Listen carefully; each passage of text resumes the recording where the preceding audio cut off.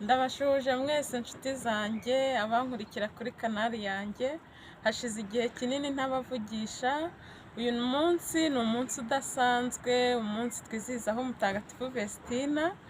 Abantu mwese mwitwa ba Vestina ndabashuhuje kandi mbifurije umunsi mwiza.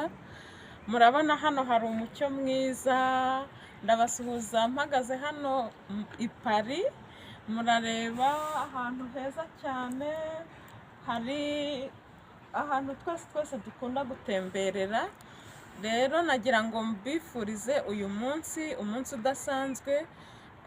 Aya mazina tuyitwa atari uko tuzi imva n'imvano yayo.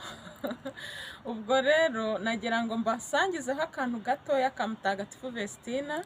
Vestina nimba muzi amateka y'abamaritiri b'i Bugande, nawe afite amateka asa nka gutyo. Bashatse kubahora ukwemera kwabo, ari gurupe y'abantu 17 babasaba guhakana ukwemera kwabo kugira ngo babareke babeho, ariko kubera ukwemera kwabo yemeye gupfa apfiriye mu kwemera. Mutagatifu Vestina rero yavukiye muri Tunisia.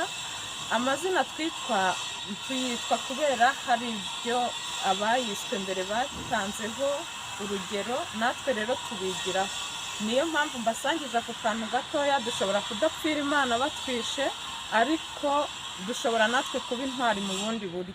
None se Mutagatifu Vestina umwigiraho iki? Nawe se urashaka kuba intwari mu buzima bwawe? Wenda uhere uyu munsi urebe icyo wabaho intwari.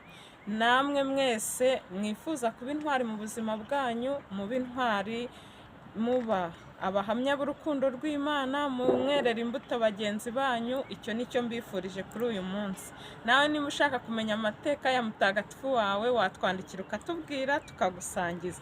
Ndabakunda rero kandi mbifurije umunsi mwiza wa Mutagatifu Vestina.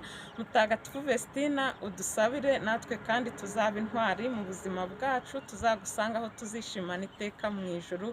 Murakoze cyane, bye.